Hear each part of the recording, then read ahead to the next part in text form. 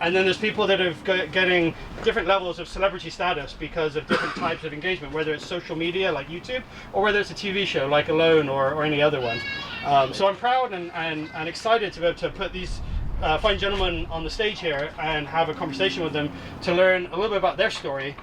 How did they get into bushcraft? How did they end up here sitting on these chairs? What's their journey? But also to learn a little bit more about their individual experiences. So Mitch was in season 1, Zach is the winner of season 3, and Alex was in season 4. So we've got a good spread here of the season. So you guys could tell us, well, maybe we'll start here and work our way down, but maybe tell us a little bit about your story about how you came to be sitting in that chair. Moved to Maine when I was turned 21 to build wooden boats, and after going to boat building school in Kennebunkport and then being all around New England, coming from Vermont, and I bought land in Appleton, Maine, and I started going and getting old books again because I loved old books, and I went and got at my garage sales about bushcrafting and gardening and all kinds of stuff like that, so that I could learn how to use the bushcrafting techniques from these old books in my homesteading out on the land. I never wanted to be like a survivalist or anything. I didn't really want to be alone. My dream has always been to be with my family and be kind of like homesteading out on the land. So I studied all these traps and primitive traps in old books so I could catch the woodchuck that was eating my cabbage, or so I could learn to identify wild plants. I'd go out and identify wild mushrooms so I could put them on my pizza. And so I kept building on it that way. And as the years went by, I ended up putting a Craigslist ad and meeting my wife that way. And then we started, built a yurt up there, and we're doing more and more of the animals and goats, and we're watching Naked and Afraid out in the woods. And I was like, man, that looks like so much fun. I would love to do that. And I'm like, what are they doing? This is ridiculous. They're drinking muddy water and they're getting sick. I was like, I could do better than that. And like any good armchair critic, I knew I could do better than that. And so like I was just like, oh, this is just so ridiculous. And then Alone came on TV, and we watched season 1, and Alan and these guys, and I'm like, oh man, I was like, I could do that. And my wife's like, I dare you. And so I sent in an application and ended up getting on the show. They're like, I sold it to them too, because I knew that like after watching season 1 and all these other Naked and Afraid, it's like they're looking for the village people, right? So they want the fireman, the school teacher, the Navy SEAL. And I said, what do I got to sell it? I sent them a message in like 2 lines. I said, I'm a bearded wooden boat builder, or ginger bearded wooden boat builder living in a yurt in Maine that shoots slingshots. And they said, we'll take you. And so I went, I got like 3 weeks later, I was going to the boot camp, and I'm there with 20 people. And of course these guys, I was blown away. Like Dan Walwack, if you've seen the show, he's like the Green Giant. He's huge. I'm thinking to myself, he's gonna go out there and just twist the head off a boar, and like Ozzy, and just be like, you can just drink that. And I'm like, how can I compete with that? And Dave, he's like, I've been going to survival school since I was 3.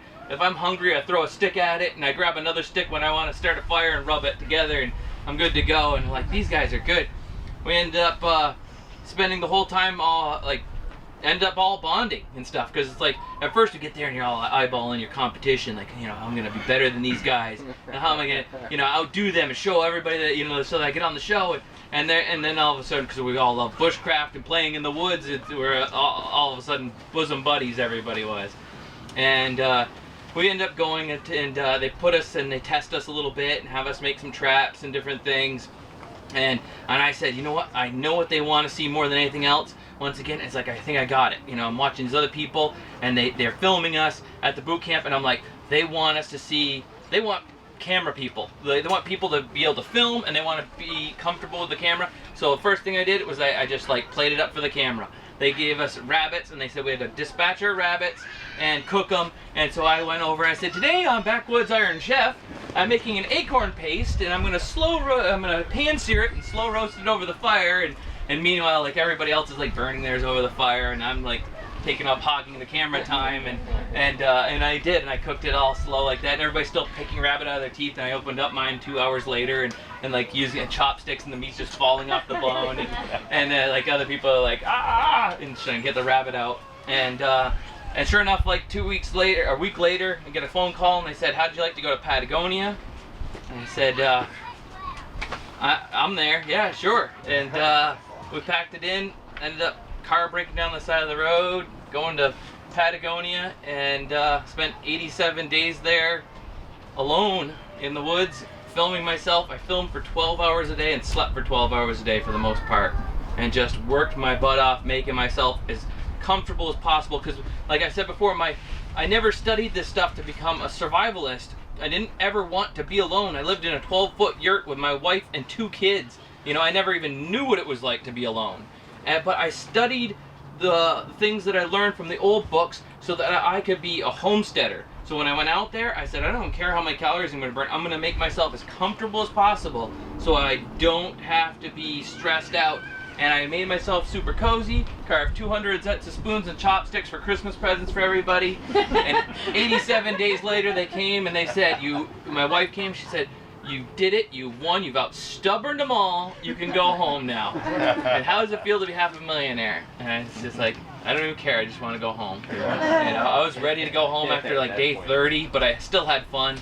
And now I'm full-time on YouTube making videos called 87 Days, the complete reenactment of all I did on loan, but as if I did it in Maine, building things differently, and learning things, like the bow drill for the first time last week.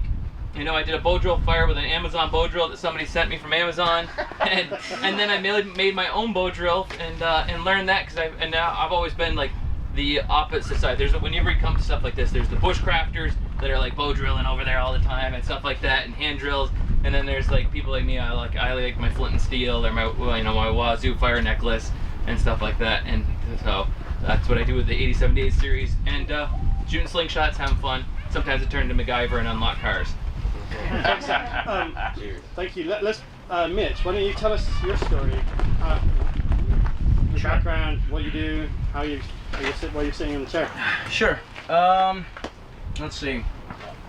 Well, I have native roots, and I grew up watching my parents, my grandfather, my father. They used to take me fishing every weekend.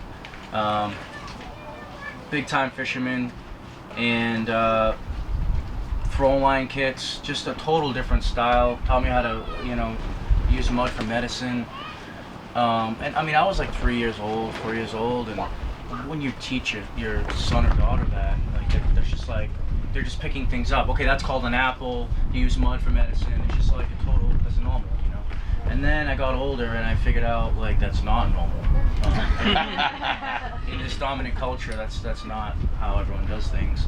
And so it was kind of an interesting situation, because after he passed away, I still needed that. All of a sudden, it was almost like, and I never really even brought this up to my dad, but my dad was really into fishing, and he stopped after his dad passed away. It was like that was his thing, I think, and I didn't figure that out until later, And so I think my dad was really sad for a while. So we didn't do that anymore, and so I was too young to absorb that and understand what was going on. I was 12 years old and was just running around going crazy and just trying to figure out how to, look cool, I guess, like every other 12-year-old, right?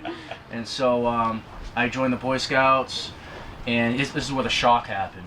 I'm watching people use lighter fluid stuff that you're supposed to use on the cold briskets or something to get a goat, to light fires. They're just throwing matches and liquid fire. I'm like what is going on over here right now? This is I just couldn't. It really bummed me out. Actually, it was wow. I came here for nourishment, and I was shocked that I didn't get it. So I wasn't in the Boy Scouts for very long. Now I buy the old books. I have a bunch of Boy Scout books from the 20s, 30s, 40s. The 1950 first edition of the field manual. Actually funny, I was watching Morris Kiansky talk about his favorite books of all time. He pulls out that book. I'm like, dude, I got that book. It's my favorite book. And he's like, this is my favorite book. I'm like, really? Me too. The Morris Kiansky's a legend, right? And so anyway, so I realized that at some point the Boy Scouts kind of got off track. But they were very legit back in the day, and so I started having to teach myself, and kind of one step in each world, And because of that, I think I'm finding out I don't think like other people when I get to the woods. They seem to speed up when things happen. It's raining, I'm gonna go burn a bunch of calories and try to build stuff. And I do the exact opposite. It's like I slow down and like just like I'll sit down and put on like my hood for like 2 hours during the rainstorm. People are going crazy trying to get themselves all set up, and it's like all their gear's wet, everything's destroyed, everything's still in my bag next to me. I'm probably sitting on it, taking a nap, you know? And so apparently somehow along the way I absorbed like a different version of understanding the woods. And I didn't mean to, it just kind of happened, right? So that was kind of my foundation in getting into this stuff.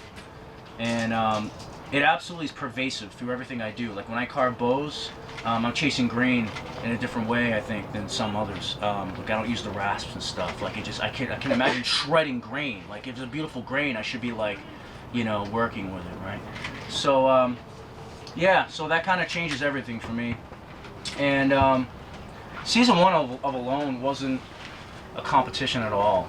I guess it is now. Unfortunately, I apologize. I haven't watched any seasons at all because like I used to have dreads. Like you guys might remember for Alone, I had dreads down to my waist, like big Rastafarian style. I was never Rastafarian, I'm Christian, but big dreads, you know, hippie. Do not have TV. Dude, TV, that's like corporatism, man. I don't need that. You know what I mean? Like, just, you know, I'll use the antenna maybe, you know, and try to get PBS, watch Mr. Rogers with my daughter or something, you know. And it's just how I was. And so I ended up not watching anything. I had to get TV to watch my own show. I called the lady up and I'm like, yeah, I need the History Channel package. And she's like, that's not a package. Would you like we can do HBO, do this package, blah, blah, blah. And I'm like, I like literally just need, you know, the History Channel. So she's like, well, we have a 1 year. I'm like, no, like 10 weeks, 10 episodes. And then that's it. Pull it out of my house, you know? And so she was like, well, okay, tell you what. Because I'm like, look, I'm on the show, like, whatever. I just need to see it. She's like, okay, wow, that's really cool. Okay. So she's like, I have this, like, tester package where it's just like, you know, whatever they call it, where they give it to you like for free basically to like see if you like a channel or whatever. And she was like, if she was able to give History as one of the premium channels, I don't even know, whatever. I'm like, awesome. So she like hooked me up for 10 weeks and, you know, so, and then it was gone. You know what I mean? Yeah, exactly. I'm like, yes, you know, classic, you know, whatever. It's a now, you know, now they're on my desktop on my Mac now. The producer emailed them to me, Dropbox and all that. But, so yeah, so I'm kind of out of the loop. I'm a very out of the loop guy, and sometimes people they're telling jokes that's like a common thing of people, and I'm the guy that's just like nodding and has no idea what anyone's talking about, and so it's kind of weird sometimes, but it's very on purpose. It's very on purpose. I try to stay away from trends. I try to just do what I do. Try to just keep my knife sharp. I mean, does that make sense? I'm just trying to keep my knife sharp, man. You know what I mean? It's like, what's going on? It's like, I don't know, dude. I'm just trying to keep it sharp. You do your thing, I'll do mine. We'll meet somewhere. It's cool, you know. I can't keep track. I just can't keep track. It's too much. So I got on the show, and so meeting everyone, and it was not a competition for sure back then. We were just like, for some reason, it never felt that way ever. It was just like, nice, we're on the show and all that. And a lot of guys were like, yeah, I get to be on TV. And other guys were like, you know, I'm gonna build a log cabin. There was like that kind of thing. And whatever, everyone kind of had their own spin. Like, we're all characters. Like, apparently I was like the, you know, the earthy native type. And like, Joe was like the city guy, bushcraft type. You know, he had like those city earring things and stuff, right? And you know what I mean, right? And plugs, right? Plugs, all that. Yeah. He's like, you know, I think that was his character, you know. We all had a character, and so, and I was like analyzing the characters while we're there. I'm like, Alan, he's like the military guy, got it. Yeah. And like, and I'm having this conversation out loud. I'm like, who are you? Like, which character are you? And everyone's rolling. They just thought it was great in the hotel, you know. And so we just had fun or whatever.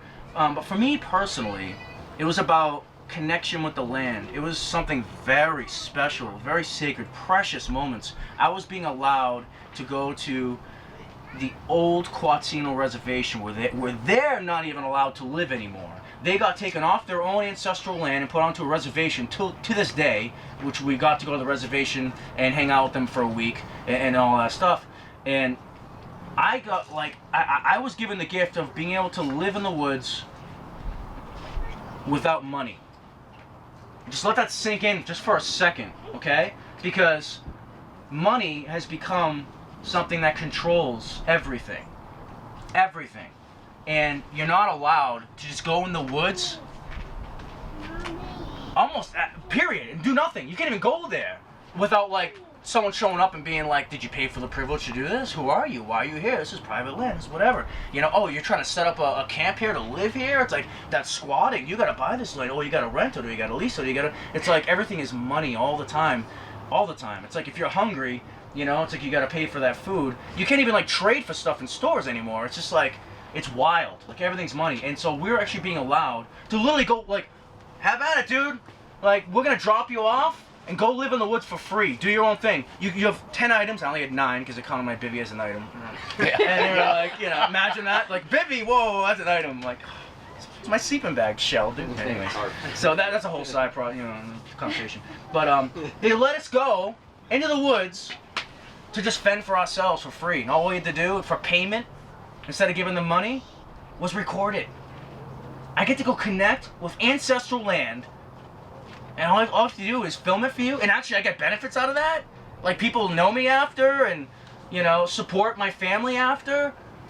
Wow, okay, great. I went there, and it was, like, amazing, you know, it was just, like, this incredible landscape.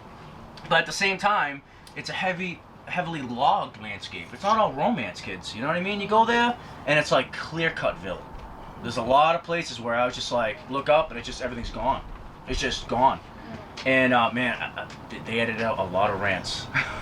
there was a lot of rants about that.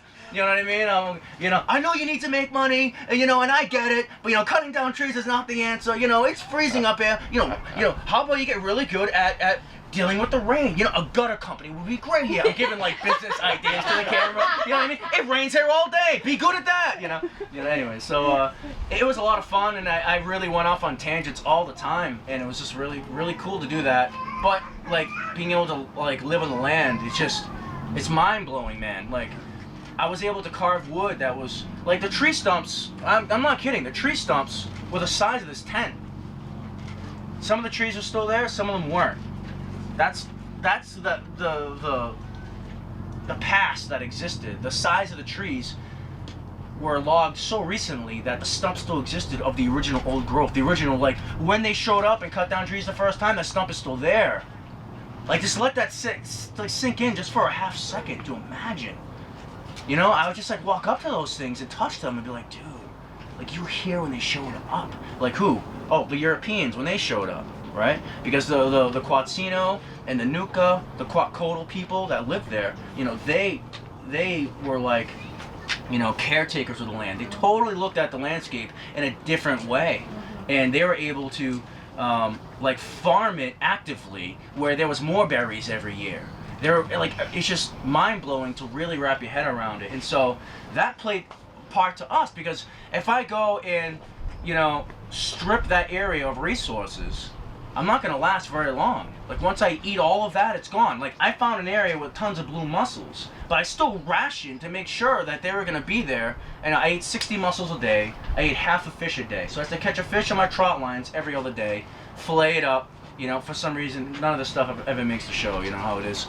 And so, I mean, I just, like, ate a ton of food. I probably lost maybe 12 pounds in 7 weeks, because I just was, like, I was just, like, a shell maniac. I just... handfuls every day. In fact, they gave us a camera bag, and it's supposed to be like, actually for that tripod, I bought the same camera rig. That rig, exactly in every way possible, down to the microphone, because I was there for so long, I memorized everything. I came home, I bought it. So the tripod bag to that Monfrado, I made a haversack out of, and I used to fill it up 3/4. You know, 3/4 of blue mussels in multiple handfuls, and I used to eat that throughout the day. Every morning I used to go out at low tide at the same time every day. By the way, that shifts, which I didn't realize how much. And sometimes the low tide can be like 50 yards different than it was yesterday. That was a bad day, because I set an epic trot line rig that was like in the deepest section of the low tide, and I didn't realize that I wasn't going to see that for 2 more weeks until the low tide shifted all the way down to that point again. That was a bummer, man.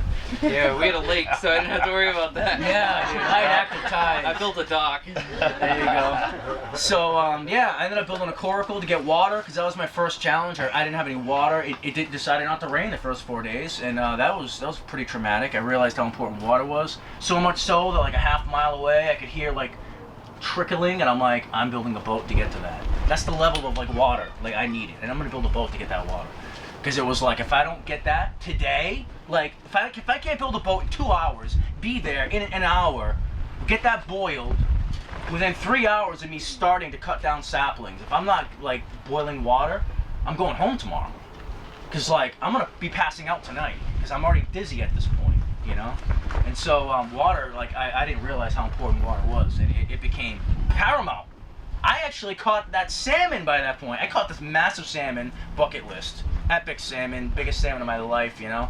And I told my dad about a big fisherman. I'm like, he's like, how big? How big? I'm like, that big. He was like, no! I'm like, yeah, Dad, it was that. He's like, oh, that must have been like, what, 20 something? I'm like, Dad, it was so much food, it was crazy. I ate it for 5 days. No. I'm like, yeah. It took me 5 days to eat that thing. Oh, was that good? Yes, baby. Anyways, I caught it. I couldn't even eat it because I didn't have water. So I was smart enough to know that if I eat that, I'm gonna get so dehydrated, I'm done. So I literally cooked it and just put it in my shelter and was just like, now I need to go build a boat. Yeah, smelling it, dude. Talk about discipline, right? Oh, man. Haven't eaten in 4 days and there's a salmon hanging out, panache, smelling like smoked wood. So a lot of challenges. It was an incredible situation. I saw tons of bald eagles. I mean, the most I kicked up was 5 at a time. They were just eating the salmon carcasses and stuff. Unfortunately, we got dropped off after the salmon run was done, right before the snow started. We missed all of that. We missed all the plenty. I read a journal that explained that that area could collect enough salmon in 2 days to last all winter for a whole tribe. That's how prevalent. And so that week of production, they brought us to one of the rivers where the salmon were running. I'm not kidding, the salmon were touching all the way across. It was just like looking at a bathtub of floats or something. You couldn't even see water. They're touching. It was like bottlenecked. We were picking them up. Like Joe was picking them up. I'm picking them up. I'm like, dude, really? Things like flapping. I'm like, this is crazy. I'm like, yeah, bring us out there, man. But like, we also noticed that they were like dying at that point. That's why it was so easy to pick them up. And they're like, their skin was falling off. Like they were done. You know, they had done their deed. And by the time we went out, it was gone. They already made it. They already did everything that they're gonna do, and they already laid their eggs, and that was it. And so we got dropped off in the beginning of a starvation week for that area. And so that means that you have to, you know, live off of mussels. Because I read tons of stuff before I went, and I knew that during the starvation period they go to mussels. So I went to mussels. Sure enough, I found mussels, and that's what I relied on. I really did. And Mitch, you were in Vancouver Island, right? Vancouver Island, yeah. Yep, northwest coast. Let's let Alex jump in. You were in Vancouver Island as well. I was. Yeah. So and tell us your story, Alex. My name's Alex Rebar, from Union, Maine. It's kind of ironic because that's where Fowler lives now. Appleton and Union are pretty much the same thing, so it's kind of strange, but it's pretty neat. Anyways, well, I grew up out in the woods on a lake in the state of Maine. We had no running water. We had an outhouse. And you always hear those old stories where the old folks will be like, geez, I had to walk 2 miles to school in the snow. Well, that's no joke, I did. And I'm not kidding, we walked lots. Not that we were poor. They sold a place, bought 3 acres on a beautiful lake, and started over. And it was, it was 4 or 5 years after the camp got jacked up, foundation, everything got put in. But for, I think I was 8 when they bought that property. So, needless to say, growing up as a young man, my job was cutting at least 10 cords of wood. We didn't have a wood stove. We had a 4-foot fireplace, wide open, and it was a camp up on stilts. And lived on a lake. Grew up fishing, started traditional archery at 11 years old, harvested my first deer between 11 and 13, And I never say kill, I never say hunt, it's harvest, because that's what we did. I'm not really a trophy hunter. If you came by my thing up there, I've got a couple nice big racks up there, but you can boil horns all day, you can't eat them. So it's cool to get the big ones, but that's not what I'm really about. Going from that, it's kind of neat hearing these guys talk. Fowler's like, I never thought about, I just wanted to learn about being homesteading, and in Maine today, that's a big thing. People still do that, and so for him, he read books. For me, kind of learned it. I had 5 sisters and a brother, and it was, you kind of learn what you live, is what I'm getting at. And homeschooling was part of it, and going to school became part of it. But for me, nature was my playground, and you learn what you live. You gotta fish, you gotta hunt, you gotta cut wood. And to me, it was normal. So I think it was junior high. First time I had a friend come over. It might have been just before then. First time he came to spend the night. Now, he didn't live in a place like I did. It was winter time. My mother got me up. She said, hey, get that chainsaw, cut a hole in the ice, lug some buckets up here. Sponge baths. He was horrified. But he thought it was cool too, though. And that's when I realized, oh, geez, I'm not like everybody else. It's kind of ironic, because none of us are really alike, but we are a lot alike. And I think you guys notice that just hearing us talk. It's a lot of things that relate to all of us. But my thing was, I liked being around other kids. I liked school. I excelled in sports. I was a champion wrestler in Maine, boxing, and that just led to, I used to hit my face off people's fists a lot, and I was good at it. But so from there, I went into the Marine Corps. And any jarheads out here? Hoorah! How about military folks? Thank you for your service. Went into the Marine Corps, and I want to do the hardest thing. You can't go into Special Forces you can't join space. You can't just say, I want to go to Special Forces recruiter. You have to go in, you got to be a grunt, you got to do all the stuff. And if you pass all the physical things and you're an outstanding candidate, you'll get your shot. So I'll leave it at that. I did very well there.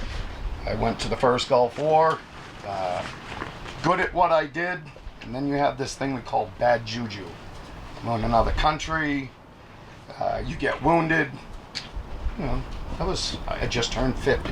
I was 20, 22 maybe. So you're like, oh yeah, I want to stay. I'm going to make a great career. And I bounced back from it. They were horrified. I passed the whole thing all over again. Passed it all, physical, did it all. And about a year to the day, I got shot. So I said, that's it. So came back, did construction, carpenter's apprentice at 15. Just did my thing. Just got to be you. It's all about attitude. That's it. When give me a second.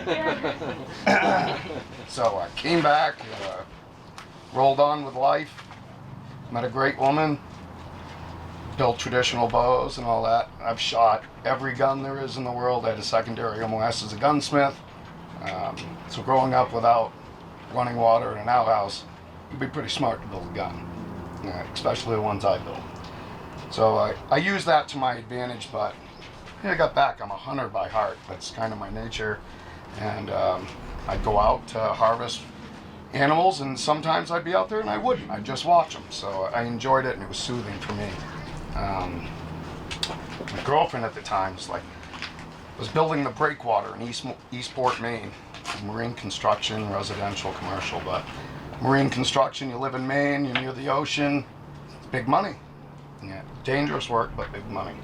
So up there building the breakwater, I come home every 2 weeks. I was a superintendent, ran the job, babysit it all day, but enjoyed it. People are people, it's cool.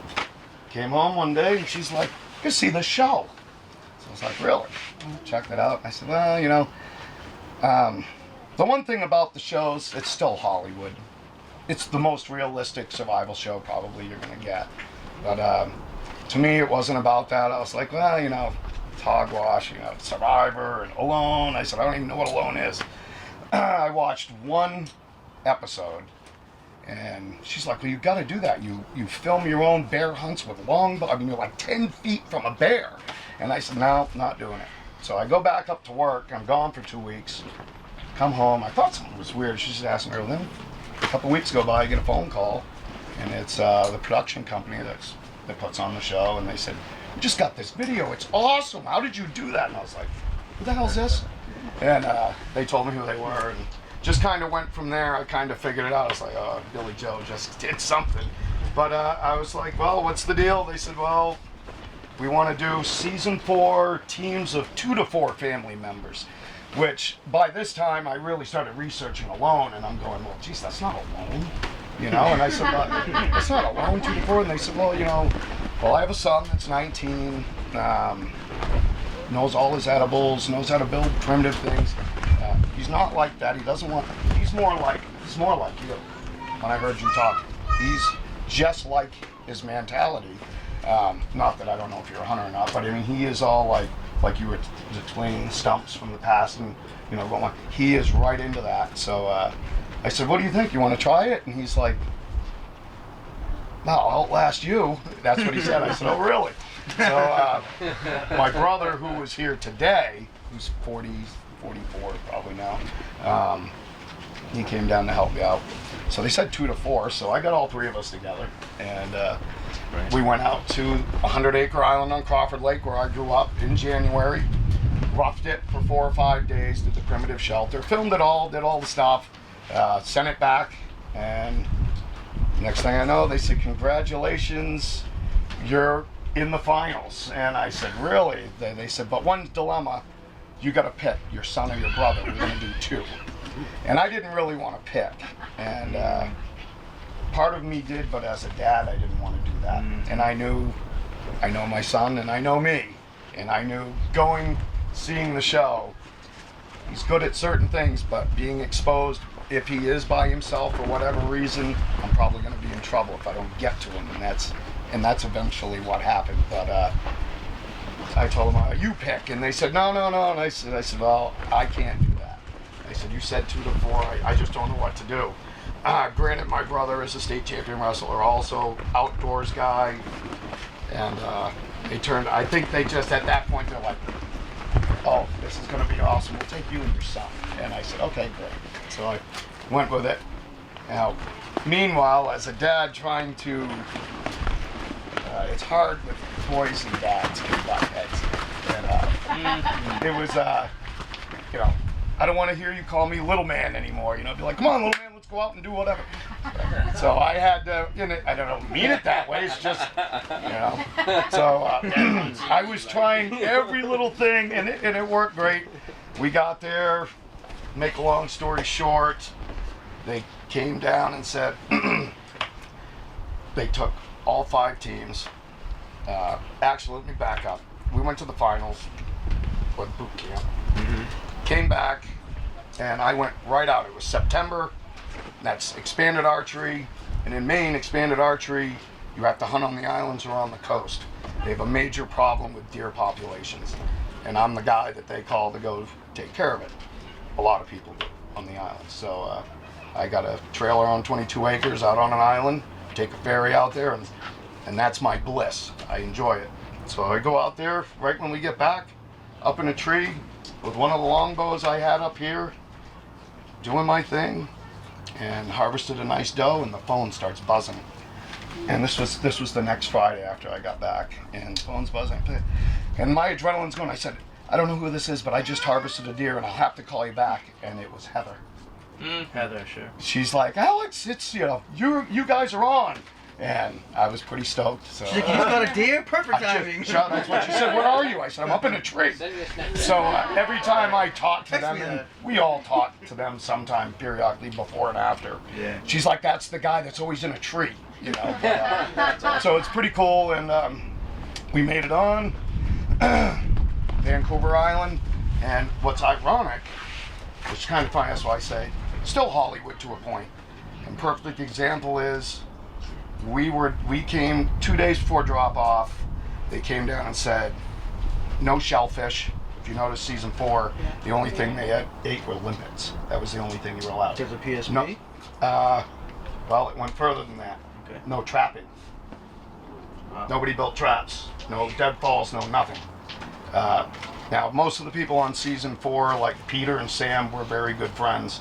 It was the other father and son team. They were runner-up to winning it for season 4. They were not impressed with that thing. You know, we're like, what the hell's going on?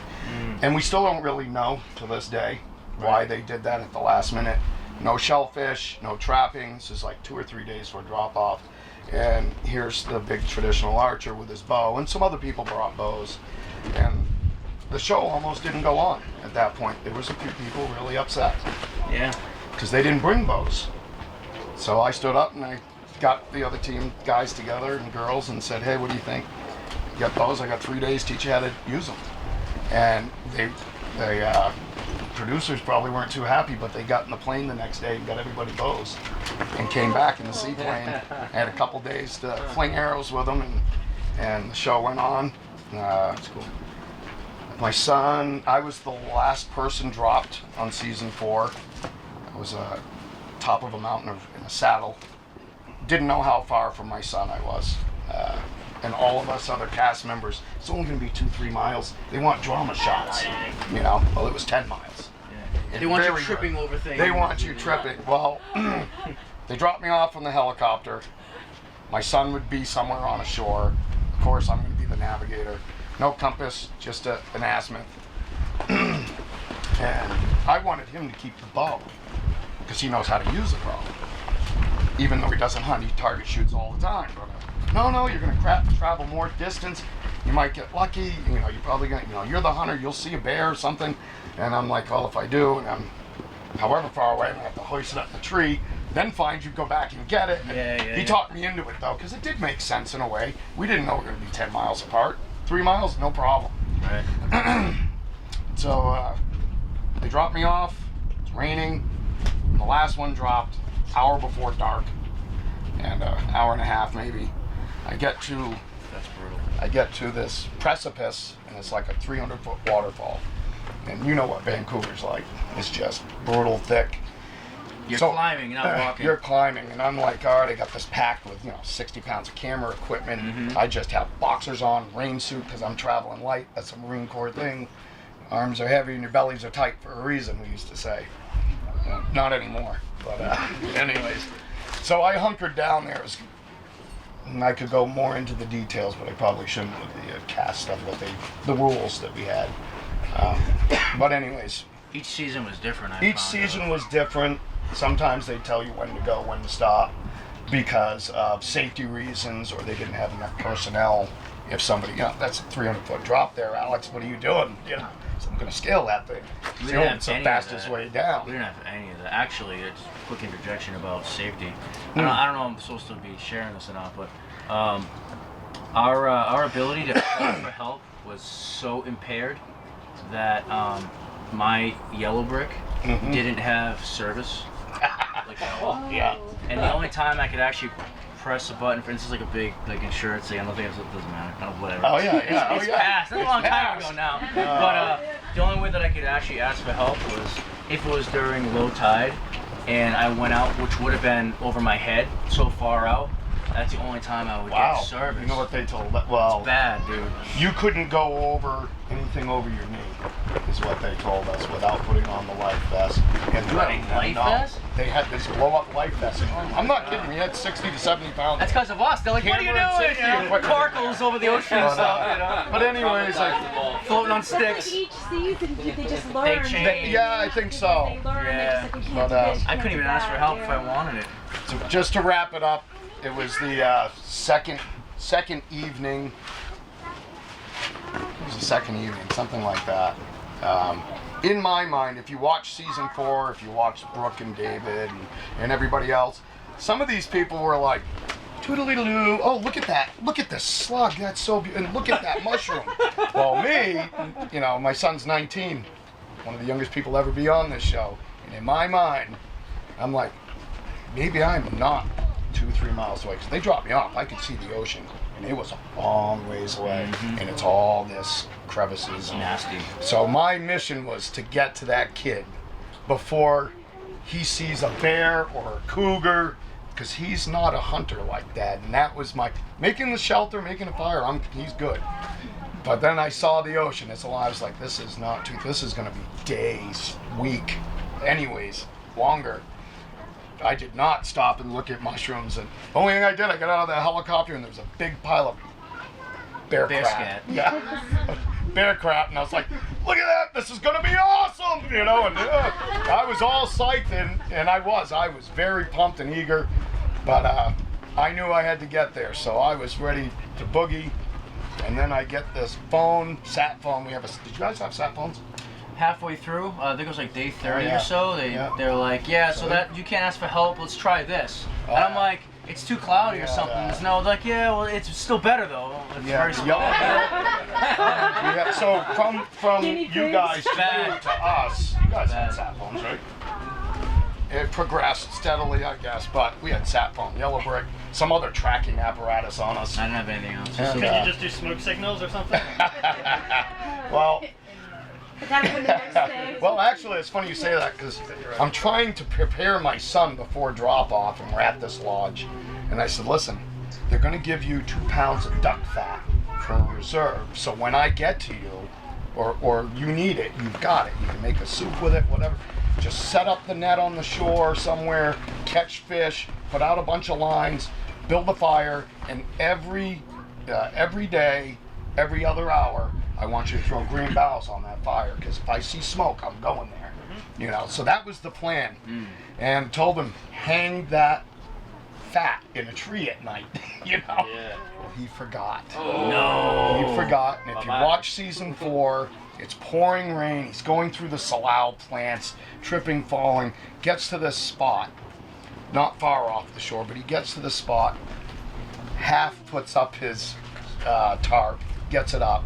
Pouring rain, and he's in there, and he set up. They gave us like deer trail cams to put up when you're up at night or where you're staying for the night. And here comes this bear. They got it on camera. The bear comes, and you hear my son. They cut a lot out, but he's like, "Leave me that alone!" and blowing an air horn. All he had was air horn and mace.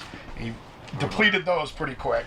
There was 2 600-pound bears. The game warden service, after they came and got me the next day, he fended them off all night. Then he was like, the duck fat! And he digs it out of the pack, throws it out there. The sun's coming up. Both bears are mowing on it. And he's like, I'm out of here. He books it, falls down this thing, loses the big camera. Oh no. Calls him, off this, like, he would have died if he fell off the cliff, but Yeah. lost this big camera, calls him on the sat phone. They fly out, bring him another one. They help get him out of this crevice. You know, he's banged up a little bit. He's 19, he's pretty tough. And you all right? He's like, yep. They give him another camera, and he's soaked, he's demoralized, and they're like, you good? He's like, yep. They get over to the helicopter, and he's like, wait a minute. Yep.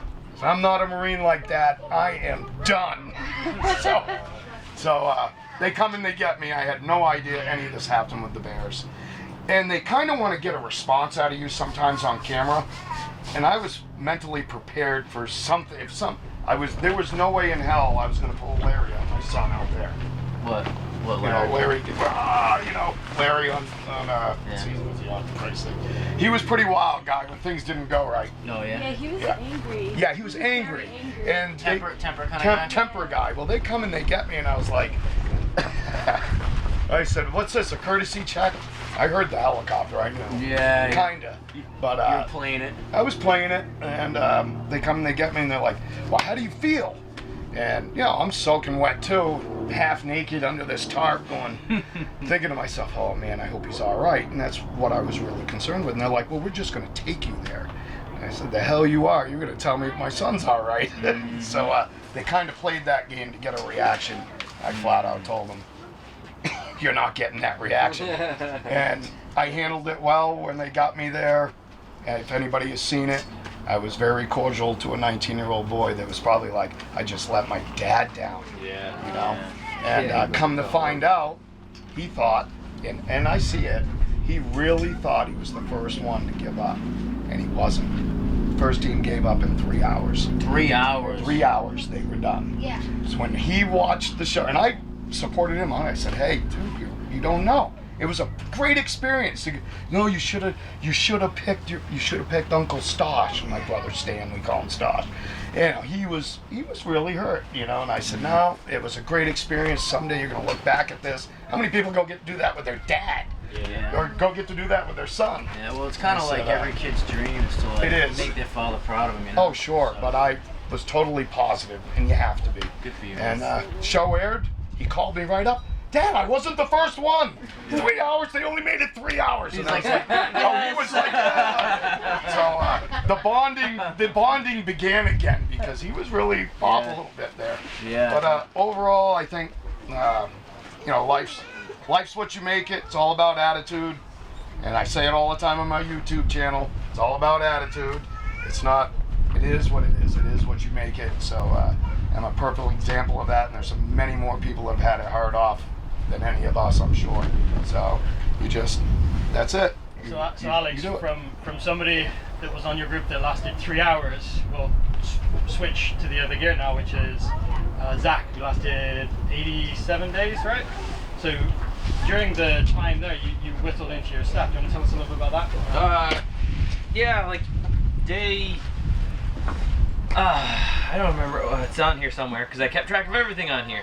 So on day 27, I decided that just making the marks on the trees wasn't enough. I had wanted to bring a journal as one of my items.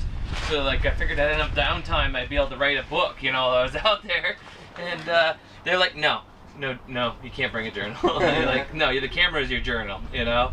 That's what I got too. Yeah, I was like, I would trade any one of my items probably for a journal and to be able to write, you know. And it's like, they don't realize, you know, nobody realizes, except for us, I think, it's like how long a day is, you know. It's not 24 hours, it's like 48 hours long, you know. I mean, they're like twice as long, and it's amazing how time is different out there when you don't have any distractions or anything else. You could just your thoughts and your time to make and just be creative and just to enjoy, you know, the outdoors is amazing. So I thought, well, what can I do? And it came to me, hey, I'll make a wizard staff, I called it, because I'm as much as I like to read books about making stuff and things, I'm a complete nerd when it comes to, I listen to audiobooks. I have dyslexia, and so the state issued me audiobooks when I was younger, and so I listened to sci-fi books and wizard stories and things like that. I still do. I do building boats for years. I listen to like 3 books a week about like zombie apocalypse books or sci-fi. What kind of fantasy books? Just Robert Jordan, Yes, Brandon Wheel of Sanderson, Time. Wheel of Time, you know, all the good stuff. Yes. You know? I've listened That's my man. 3 books a week since I was about in first grade when they found I had dyslexia and prescribed me audiobooks and Game Boy. So so I was like, oh, wizard staff, I'll make it. And so what I'll do is I'll carve 6 symbols every day. And so I started out by what day of the week it was, what kind of fish I caught, what I achieved that day, what my physical state was, and my emotional state. And I even have little bricks on here for how many times I went to the bathroom, number 2, because you'd be surprised after 12 days of feeling really cruddy and my body cleansing, all of a sudden it was like 7 days before I went to the bathroom. I used up all, that first 12 days too, I used up all the moss on all the trees for toilet paper. I had to climb the trees to get more of that Spanish moss stuff for toilet paper, and it's great toilet paper though. If you ever have to use it, it's you know. And so I would carve all these symbols in here, and the Boy Scouts love to quiz me on it when I go to do events for them. They're like, oh yeah, and whether I kept my fire going. And I ended up keeping my fire going for one point at 50 days. So I'd put it to sleep and wake it up 3 or 4 times a day, you know, in between meals and things like that. I'd put ashes over it, dampen it down, come back 12 hours later when I woke up in the morning, bring it back to life, and I never had to use my ferro rod for 50 days. And I was able to keep track of that on here. And so I can, and then there's the 1 tassel from the bird I got with my slingshot. My 10 items is up here. And the fish head is on here because that's what kept me alive, you know, outside of God. But the fish head soup, 3 times a day, you know, every day. Everything went into the fish head soup pot. Boil it. I didn't after that first pot of soup and the water that I put into my water bottle when I was working on my shelter, which was 1 cup a day until that shelter was done over the hill, everything I drank was always a fish head soup. And I came out of there feeling stronger than I ever had. I had weight issues going into it that I'd been gaining weight since high school, and I couldn't seem to stop it. I was allergic to dairy. I was allergic to fat. If I ate a good steak, I'd feel sick. And when I went out there and I cleansed, my body, everything changed. I came back stronger, 70 pounds lighter. I lost a year because I 70 pounds lighter? 73 pounds lighter because I was 223 going in. And I had lost a year too. I thought I was a year older, and when I came home, they told me I was a year younger. So I was like, "That's cool." I'm only turning 37. Yeah. You found out I that you were totally older. thought I was a year younger than I really was, and it was my birthday coming up, so I actually lost 2 years instantly. I'm like, what is going on? That's funny. Yeah, and so I kept track my whole time there, and it's like because part of my technique was to keep my mind busy. So it was, carving the 200 cents of spoons top 6, and then I decided to write my own book in my head to entertain myself. So I would tell the camera some of it, and the rest of the time that was the time I was a little bit quiet, because mostly I just talked all the time to the camera to keep myself entertaining. It was my Wilson, Well, who else did I have to talk to but future America, my family, my whoever I was thinking of. So I wrote a whole book about space wizards. And just to entertain myself. I had each of the conversations with each of the characters, and sometimes I'd break out laughing. I had to tell the camera because I was worried they'd come and get the footage of the med check, and they'd see the footage and be like, "This guy's lost it." He was just giggling hysterically because I'd be writing the book in my head, and I had this one scene where they're gonna cross this ocean, and the wizard, and they're like, "All right, we gotta stop and pick up the tracker woman," and the wizard's like, "Not the witch," and he tries to jump over the rail, and and the apprentice is like, "What witch?" And the dwarves are like, "It's not a witch, it's his ex-wife." And so I'm laughing to the camera, and I had to explain the story and stuff. So I kept my mind busy. I'd sit there to the camera, and they never put any of that on the show, of course. I'd be like, who's tougher, Spider-Man or Superman? Talking to the camera all the time. Did you get the footage at least? Did they give you? No, you don't get any of the footage. You signed that away at the beginning. Snowman is the only thing I need. I begged later. I was like, because the Duck Hunter 3000 with a paddle wheel that paddled out and did my fishing, it had a Mark II version which had a propeller on it, which I had couplings for it, and it motorized with the bands for my slingshot, and a spring-loaded fishing set that would come out there. It caught more fish for me than any of my other fishing lines during the amount of time it was out there because it kept blowing back in. So for maybe it was out there for like 7 days all together, like total time. So some overnight, some 4 hours, and I had footage of it because they said if you film a lot, you'll be on TV a lot. So I filmed everything for 12 hours a day with sometimes 2 or 3 cameras at a time.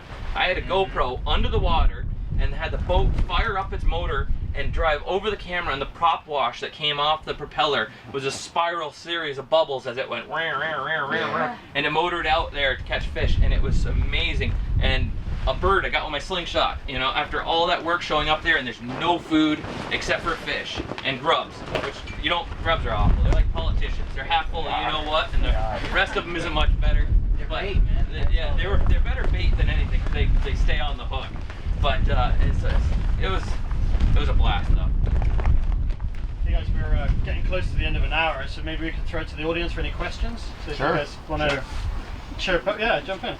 So, how has being away, say, from society or your family, and then coming back into society, how has that changed you and how you view things? You just go right down the line. Yeah, Go whoever ahead, wants give to an answer. Well, unfortunately, my visit to Vancouver was short-lived, but I can say in the military I survived longer than you and more weight, but that was 20-something years ago, and that's a different story. But I think Zach said it good about keeping your mind busy, and my military experience when I was gone for a long time by myself, I actually, and you probably did too, you notice you're like talking to a tree all of a sudden, and you realized it, so I was like, I was full blown with it. Oh yeah, but talking to my tools and it's stuff. like, I'm like, oh man, what the heck, and so much time had gone by and I'm losing weight. So my whole thing was, I'm not building one shelter and staying there and doing what I did. You had to move around. So within a 10 or 12 mile radius, I had 3 shelters that offered maybe better edibles, better hunting area, and then I just started stockpiling food every 2 weeks. I'd move move. And I was there over 4 months and did very well. And of course, History Channel knows that, and maybe something will happen in the future. I don't know. We'll see. But it's all in your mind. You got to stay busy. Zach, hats off to you because he stayed busy and he was creative, and you were too. I think that's the whole key. Just be true to yourself. Stay motivated. Find something to do. Keep your mind occupied, and you'll do all right. Okay, yeah, about staying busy. I carved a bowl for my wife. None of the stuff made the cut. I made her a bowl. I carved a spoon while I was out there, and I gifted it to a local elder who had befriended me before I went out. He gave me a gift, and those people, that's like the greatest honor. It's like someone can give you a gift, and the person who can give the most gifts is the richest person. It's completely opposite. They don't hoard stuff, they give stuff. And so I wanted to make sure I could give him stuff before I left, especially from his land, right? So I made him a spoon, and I made him a plank, had a Thunderbird on it, 'cause it's very important to them. And I chip carved Quatsino Sound Thunderbird's Haven on it. That's cool. I gave that to production to give to him. I couldn't give it to him in person because they wouldn't allow me. Even though I was like in downtime for 3 or 4 days before I got to the plane, and he was like literally 20 minutes down the road on the reservation. It just like drove me nuts. But you're not allowed without supervision. They're washing my clothes for me. It's like you're in lockdown. I talked to a psychologist for 3 hours on the phone, like whatever. But they're like, what do you want to eat? I'm like, fish and chips. They're like, aren't you sick of fish? I'm like, nope. That's always one of the questions. Aren't you sick of fish? 63 fish and 2 birds. I love fish. Yeah, man, I fish every day. Keep it coming. No. But so how did it change? Well, I had a really big moment day 30. I realized that I had been living life completely inaccurately. It was completely wrong in every way possible. I realized up to that point that I had always been naturally, I would think, trying to better my situation, better myself at all times, right? And so I was constantly trying to better everything for me. That's a problem. Yes. Because I'm not bettering things for anybody else. And it's actually an incredibly self-centered way to look at life. And it was just like so natural. It's like when I was a little kid, where it was like, where's my ice cream? Or where's my whatever? It's like a natural thing, you know? And so it'd be like, yo, I can't wait to buy a new axe. Like, well, for yourself? You know what I mean? It's like, we don't even ask that anymore. It's just like, well, of course I'm gonna buy it for myself. It's like, you know, it's like instead of buying like that epic axe that you've always wanted, but like giving it to your buddy who you know would want it too, even though you want it really bad, like it's even better. Because then he's just like, oh my god, dude, this is so amazing. You know, like, you're so happy, I'm so happy, yes, you know. And so I realized that I was living my life for myself instead of other people. And that's crazy. It's just like day 30, my whole paradigm shifted and changed. And I realized that if I had like 20 bucks left in my pocket, instead of buying like XYZ 1950 Boy Scout book or something like I normally would off of eBay, like I'm gonna bring my dad like golfing or to the range or something. And we're gonna build like stories, and we're gonna laugh and cackle while we hit the ball and when I flub it, whatever. He's like a club champion. It's gonna be fun, right? I'm gonna be like I'll miss completely, and we'll laugh about it, you know, whatever. And so like that, like I realized that stuff is far more important in life than you like being like, oh, but now I sit at home and read this book alone. It's like, dude, what's more important, right? Like spending that time with your father, building stories, telling stories, cackling, and all that stuff, building memories, or like having another item on your shelf, right? And so like I realized that my whole existence was consumed with getting things for myself. And so I stopped doing that. And day 30, I started making a list. Because in our medical kit, in case we ate something poisonous, they gave us a little pencil with a little piece of paper. And, What? And I didn't get one. I made my own ink at one point, but I was only able to write one whole page they of didn't notes give us before I ran out. Yeah. They didn't give us a pencil. Yeah. You didn't get a pencil. See, they learned their lesson. Yeah, They didn't they give did. us the pencil. And so my text was like -2 font. It was like so small. It was like sharpening it like between every word. You know. I literally was just like, because I thought I'm gonna be out there for a year. I gotta, you know. And so, man, I started making lists on like what I wanted to get people. You know, like what I was gonna do when I got back. Like it was just all about like other people, not about myself. Before it was all about like, when I get this money, I'm gonna buy this, this, and this, and this, and this, and I'm gonna get that, and then I was just like, that whole list was like throw it away, and now it's just like things for other people. And I realized I didn't have enough money to buy everything I wanted to for other people. I'm like, I'm gonna pay off my dad's house. I'm gonna, like, he took care of me my whole life. Man, I owe that guy like hundreds of thousands of dollars. That's easy. What do you have left? 200? Okay, no big deal. Like, whatever. It was like, no hesitation, man. Like, ready to do it. Can't wait to see your face. I wanted to, you know, buy his like club membership for life. You know, it's like, how many years does he have left to live? Whatever. Add 10 years. Add that. Tell me how much it is. You know what I mean? And here's a check. Bam. Like, you never pay for your club fee ever again. You know, surprise. And I'm gonna tell you. And when you go to show up that day to pay for it, they're gonna be like, no, dude, your son took care of that. And then I'm gonna get a phone call, and I'm just gonna be like, oh, you're happy? Good. I'm glad to hear it. We'll go play sometime. Bam. You know, like I don't care what it costs, right? And so like that was like everything for me, man. It's that changed my whole life. It's So, good. you know, Good stuff. that was probably Yeah. my biggest change. Good. Yeah. And so Well, it made you realize what matters, you know? yeah, exactly. That's the whole thing. And, Exactly. you know, unfortunately, I feel like, and I don't know, any mom and dads out there agree with me, but, well, you know, I grew up, I have older gentlemen than me that really respect what I do out in the wilderness, and they're like, your son he's not even interested? You know, unfortunately, video games and computers are technology, and that's kids' future. But, and that's why I like doing what, it changed my life, that short amount of time on Vancouver, to, you know what, I'm gonna pursue getting people more interested in getting outside. YouTube channel, going for 3 main guide licenses. I'm doing all this. It was like the bucket list appeared, and I'm like, I ain't got time to just turn 50. I gotta get this done. Right. You know, but also bring awareness to everybody. Hey, you know what? Get your kids. You know, they came here, did some tomahawk throwing, went and saw the slingshot, went over, saw you doing whatever. That's good for them. Exposure's the key. So keep pumping it to them. Get them outside. Sports. They don't want sports. Teach them how to get them a flint and steel and say, hey, let's go camping. Make mom a fire, boy. You know, something.